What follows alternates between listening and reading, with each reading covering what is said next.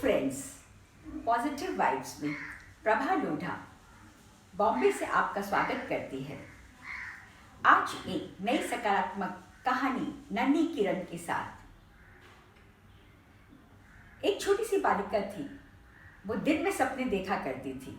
खुली आंख से वो बहुत सपने बुना करती थी।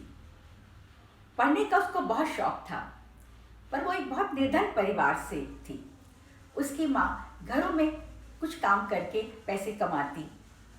उसके पिता का देहांत हो चुका था।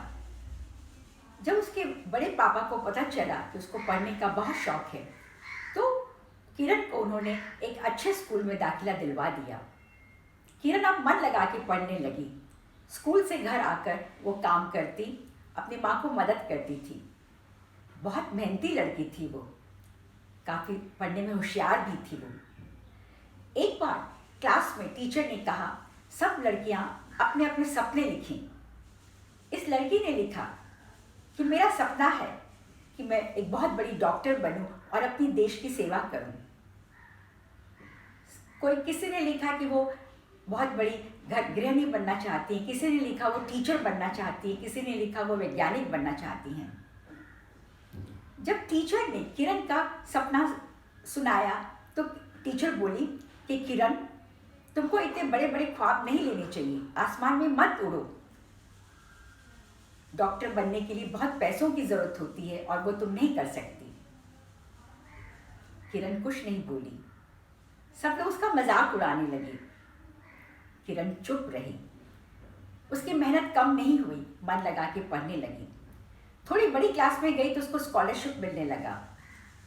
उसकी माँ सब जगह काम करती और वो भी, किरण जो थी वो छोटे बच्चों को पढ़ाने लगी और थोड़ा पैसा घर आने लगा और उसने अपनी पढ़ाई जारी रखी। अब वो बहुत एक बड़ी डॉक्टर बन गई। हॉस्पिटल में जाने लगी। एक दिन जब वो हॉस्पिटल से घर आ रही थी तो उसने देखा कि एक गाड़ी पेड़ से टकरा गई और एक महिला उसको ड्राइव कर रही थी। वो लहूलुहान थी। किरण उसको अपने हॉस्पिटल में ले गई और वहाँ पे उसने उसका इलाज किया। काफ़ी दिन तक उसका इलाज चलता रहा। अकस्मात उस महिला की मृत्यु हो गई। अभी किरण अस्पताल में बैठी हुई थी तो वकील उसके पास आए और बोले, जिस महिला की मृत्यु हो गई है उस महिला ने अपनी सारी जायदाद अपने आप के नाम कर दी। अब किरण ने वो सारी जायदाद लेके एक बहुत बड़ा हॉस्पिटल खोला। उसमें उस महिला का नाम और अपनी माँ का नाम दिया। मेहनत लगा के वो बहुत काम कर रही थी।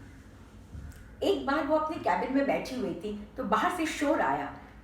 आवाज़, किसी महिला की आवाज़ आई। वो कह रही थी, मुझे मेरा इलाज करने दो, मेरे पास पैसे नहीं है, मुझे अंदर जाने दो। हॉस्पिटल बहुत बड़ा था, पैसों की तो बहुत ज़रूरत थी। तो किरण ने कहा कि जब किरण ने यह सुना तो उसने कहा कि उसको अंदर आने दिया जाए और वो अंदर आई। उसको देखते ही किरण पहचान गई कि ये वही टीचर थी जिसने उसकी खिल्ली उड़ाई थी कि तुम अपनी हैसियत देख के सपने लिया करो।